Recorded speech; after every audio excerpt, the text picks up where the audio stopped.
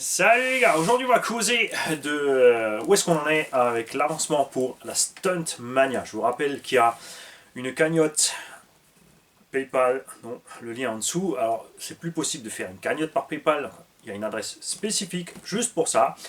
À l'heure actuelle on en est à peu près à 300 euros, c'est visible par tous ceux qui demandent auront accès à la vue totale de la chose, pour la transparence évidemment de la chose. Et on va causer aussi de petites pauses pour le garage. Alors, tout d'abord, pour la stunt, pour son fiston, nous avons reçu de Nicolas Bacu. C'est pas une blague, en direct de chez Projo High-Tech, un Robot Hyper 10 TT électro en ARR. Hein, c'est type à classe. Il a commandé ça directement et il l'a fait livrer là pour le montage et l'équipation. Mais, Stunt, il sait très bien ce qu'il fait. Hein.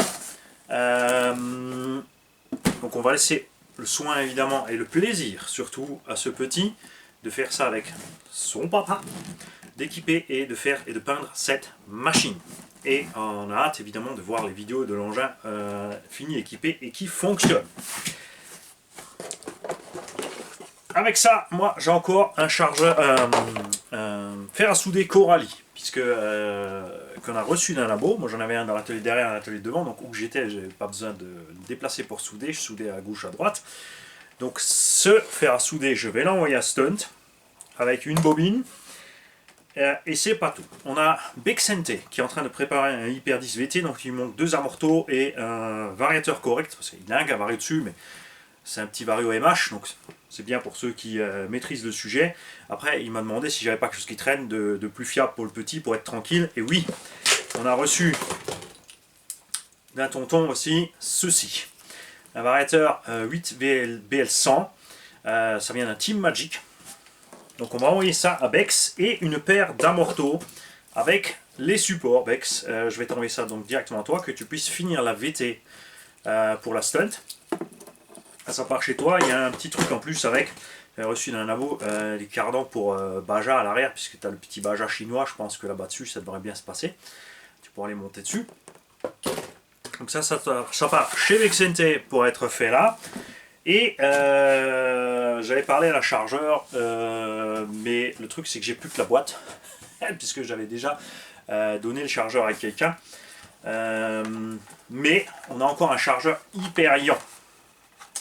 Bien balèze, fiable, costaud, étalonnable et tout ce que tu veux. Tout ce qu'il faut avec, c'est un bloc d'alimentation 12 volts, donc la ligne de PC 20-30 ampères, parce que celui-là il crache, c'est un 250 watts, donc il te faut quand même 20 ampères minimum pour fonctionner comme il faut, surtout si tu utilises des 6S. Hein, donc prends-toi une allume stabilisée 20-30 ampères, ça coûte 15-20 euros.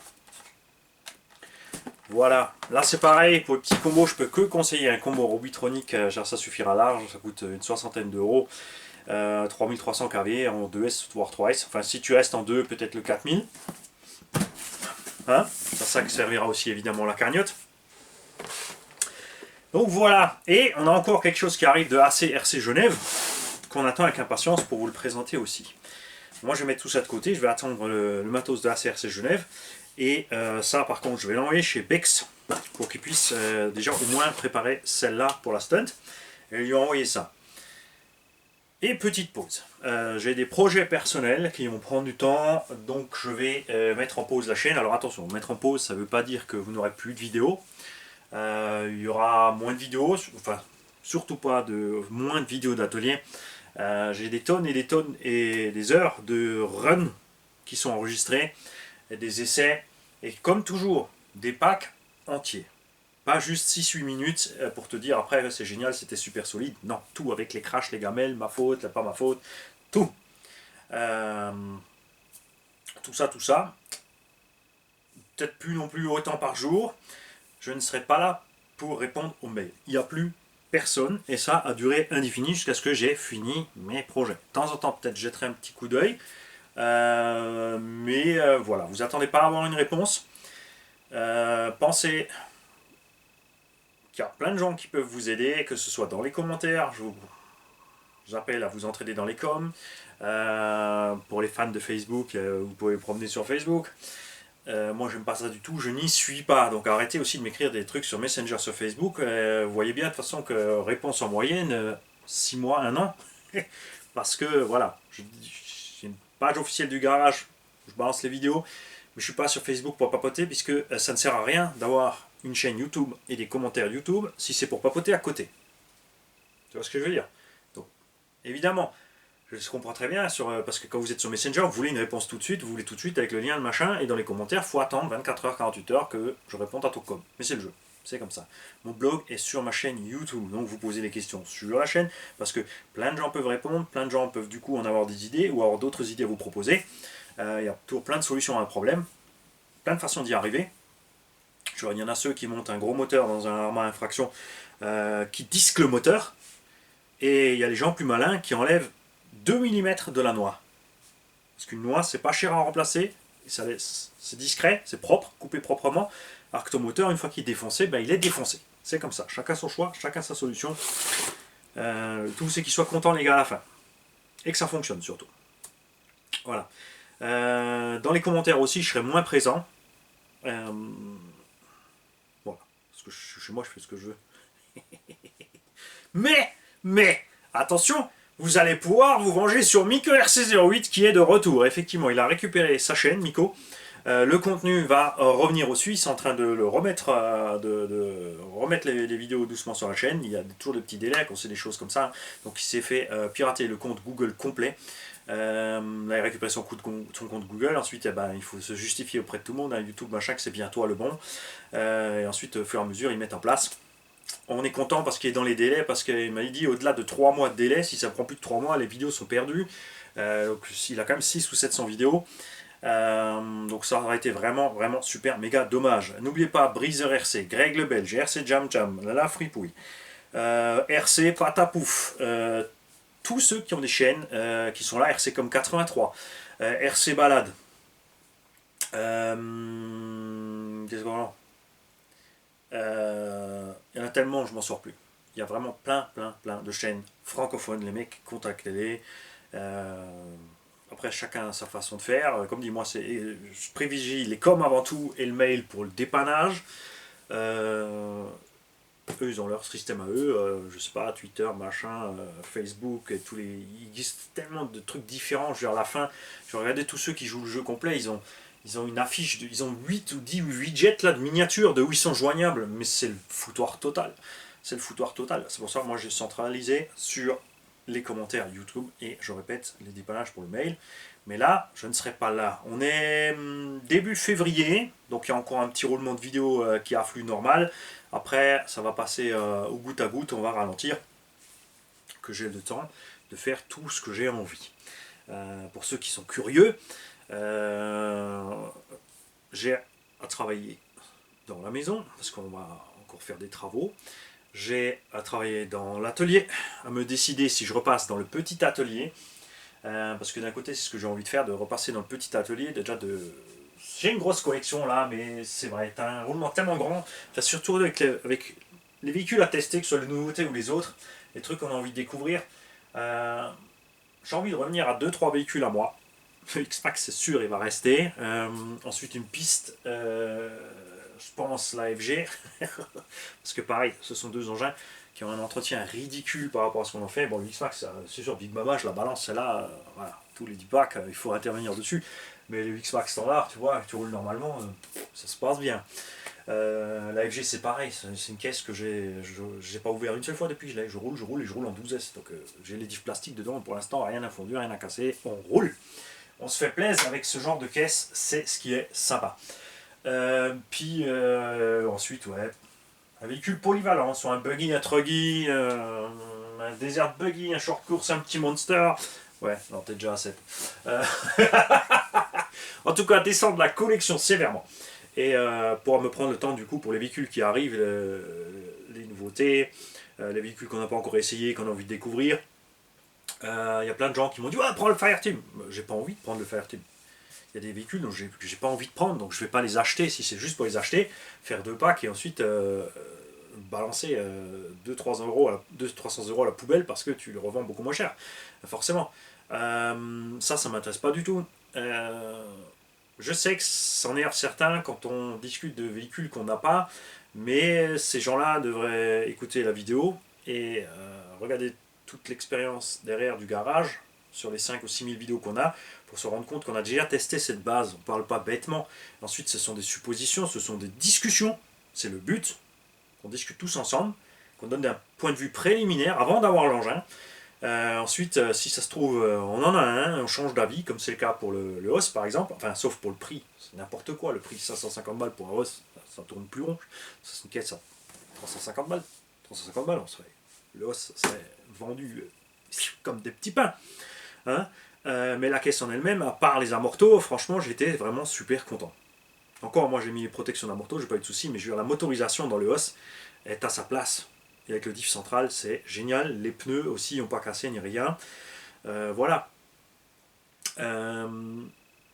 Donc, on espère évidemment la même bonne surprise avec le Coralie Skater, S-K-E-T-E-R, Skater, en français le Scotty. Et aussi le Timasso Rival MT8, évidemment. Ça, ce sont les prochaines machines qui devraient arriver ici au garage. Le Fireteam, je suis pas super fan du look 4, genre minibus 4 personnes dedans, tu vois. La prochaine fois, ça va être quoi? Ça va être 6, 8, le bus Scooby-Doo, je ne sais pas. C'est pour rire, évidemment. Je suis pas super fan de ça. Je suis pas fan du prix des éléments séparés de la carreau, comme dit. 50 balles 3 panneaux, 50 balles les autres, ça fait 100 balles, 80 balles la cage encore, 80 euros, c'est compréhensible. Mais voilà, je suis pas fan de la masse supplémentaire ajoutée sur cette transmission à 8ème Arma qui souffre.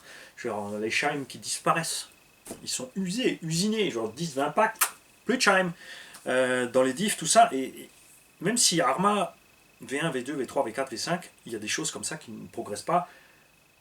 La fixation des câbles moteurs. Ça fait 10 ans qu'ils font la même erreur, c'est juste dedans et ça sort aussi vite que c'est posé dans cette pauvre rainure. Il faudrait juste en haut un clips pour fermer cette rainure. C'est du petit détail, mais ça dessus ça avance pas. Et oui, les diffs qui se bouffent, qui se bouffent, qui se bouffent. Bon, maintenant on a le XB, et le XB, tu peux mettre un kit dedans pour qu'il ne soit plus XB. Du coup, là, tu as un diff un peu plus solide. Mais niveau tarif, ça revient à 70 balles le diff. À ce compte-là, je peux acheter un engin complète. Voilà. Donc, c'est pas trop ma tasse de thé, le Fireteam. Oui, évidemment, pour ceux qui se baladent, qui roulent normal, ça posera pas de problème. Pensez, comme dit, le combo avec la surcharge du poids. Il souffre déjà dans les engins de 6 kg, ce combo. On l'a tous vu, tout le monde a des soucis de surchauffe. Ceux qui roulent vraiment, pas ceux qui se baladent en rond dans la prairie, ceux qui font des tours en forêt. Évidemment, c'est normal, ils seront contents avec. Je parle pour nous, je parle pas de faire l'abruti avec la voiture. Juste de rouler avec un rythme soutenu, fort. Imaginons tu mets cet engin sur un circuit, un 8 TT. Voilà. Ça, c'est une situation où tu verras les limites de cette caisse. Tout simplement. Hein. Et même si tu es que en train de t'amuser de passer d'une boucle à l'autre, d'un saut à l'autre, machin, tu vas voir, la consommation est énorme. Donc gaffe à vous lipo, gaffe à la chauffe. Moi, c'est pas ce que j'attends d'un engin, justement. Je ne veux pas ça. J'aurais préféré qu'ils le sortent en roller, ou qu'il soit équipé d'un moteur du Spectrum 1250, même si c'est uniquement en 6S. Je dis pas qu'il faut le combo vitesse dedans, mais en 6S avec le 1250 kV aurait été un bien meilleur choix avec équipé 7,2 kg, tu vois, c'est vraiment trop lourd pour ce petit combo. Et dépenser 750 € pour se balader avec la voiture, c'est pas non plus mon rayon. Mais il y en a plein qui aiment ça, je comprends. C'est ça qu'il ne faut pas oublier quand vous regardez les vidéos de la chaîne RC Garage. On est prêt à comprendre tous les points de vue. Donc ne vous excitez pas. On a aussi dernièrement quelqu'un qui s'est pointé sur la chaîne pour me dire que, comme dit, j'avais pas d'empathie, je ne sais pas quoi. Il a balancé la même chose sur une vidéo de Miko RC. Mais ne juge pas les gens. Ne juge pas les gens si tu veux pas être jugé non plus. Parce que si tu dis que quelqu'un et pas d'empathie sur une simple vidéo parce que sa façon de parler n'est pas une façon honorable parisienne, et bah t'es un con. Tu juges, t'es jugé. C'est dommage, c'est comme ça. Celui qui tire le premier, c'est toujours celui aussi qui se fait allumer le plus après. Normal. Donc, détendez-vous. Petit message aussi à tous les abonnés de toutes les chaînes. N'oubliez pas qu'on discute tous ensemble.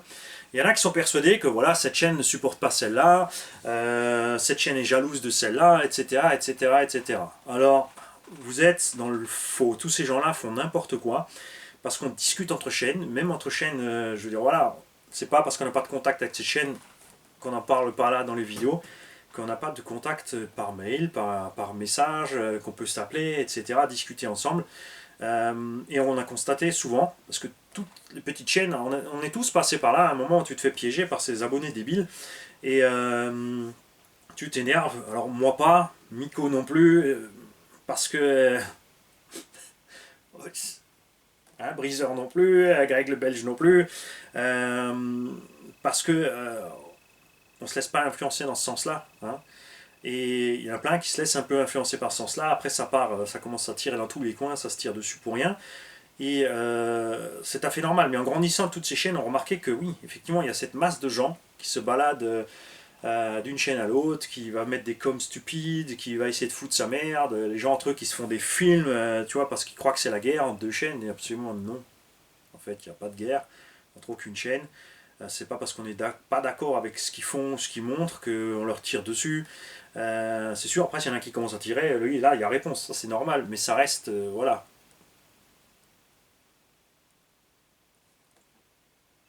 Ça, c'est nos oignons, je dirais. Tout simplement. Toutes ces chaînes qui se lancent ou machin, ou qui sont déjà en place, ou font un moment des erreurs, comme tout le monde, comme vous faites aussi des erreurs quand vous êtes derrière votre petit clavier. Donc, tamiser un peu tout ça, hein, me remuer la sauce, relativiser et laisser couler tout simplement. Détendez-vous et ne jugez surtout. Quand vous êtes derrière vos petits claviers, je parle justement de ceux qui jugent, arrêtez de juger parce que euh, faites l'inverse. Mettez-vous devant la caméra, présentez-vous, mettez votre nom, mettez votre adresse et ensuite, si vous voulez ouvrir votre gueule, là, vous pouvez vous exprimer correctement pour expliquer votre point de vue. Et à vous aussi, du coup, de faire face à tous les gens qui vont aussi vous juger. Et vous allez voir que, et vous savez déjà, je pense, pourquoi vous êtes planqué derrière votre petit PC avec un pseudo, sans photo, sans adresse, sans rien. Parce que vous ne tenez pas la pression, tout simplement. C'est comme ça. N'oubliez pas aussi tous ceux qui se mettent devant la caméra, que vous vous mettez en public, donc c'est normal que va falloir encaisser aussi tout ce qui arrive.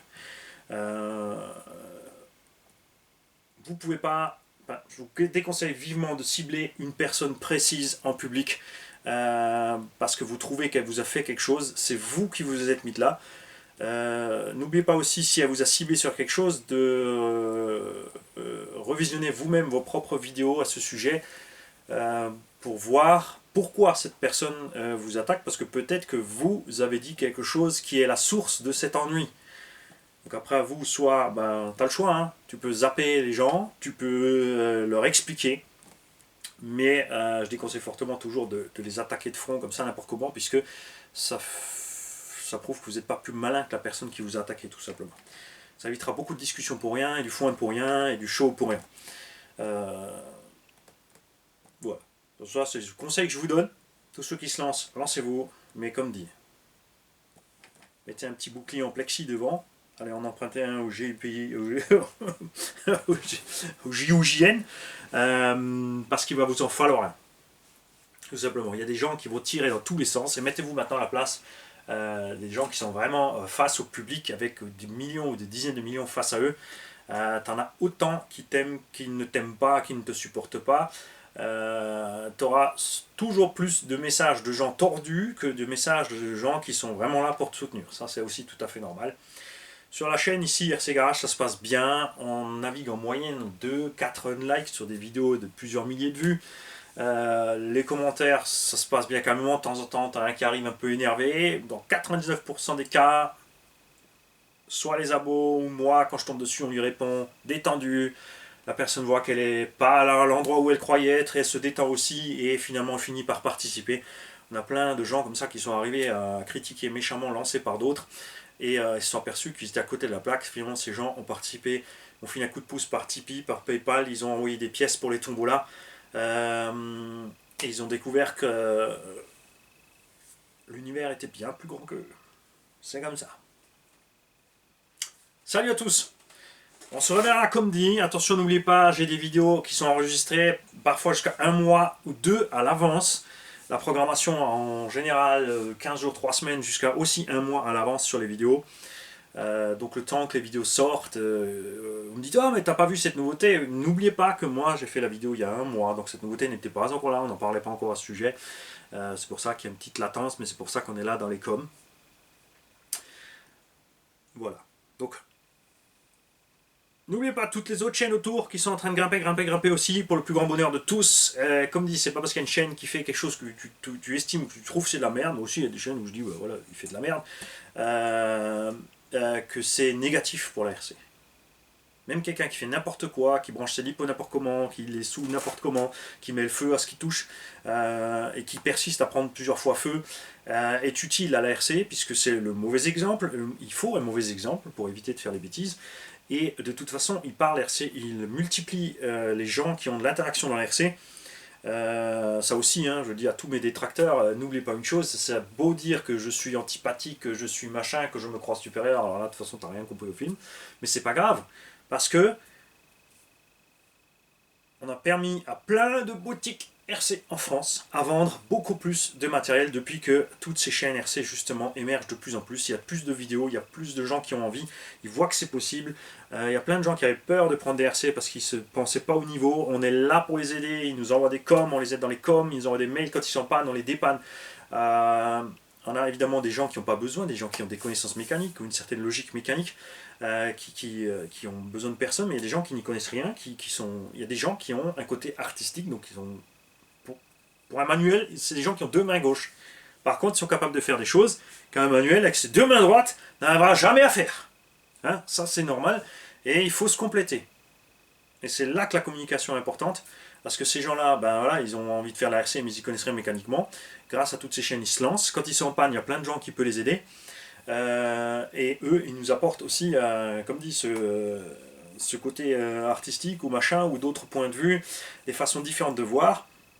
Moi, j'ai remarqué, depuis que je suis là, que je fais des vidéos, c'est vrai, des fois, il y a des gens qui t'écrivent et tu dis, mais comment qu'il a compris ça, ou tu comprends pas que certaines personnes ne comprennent pas telle vidéo.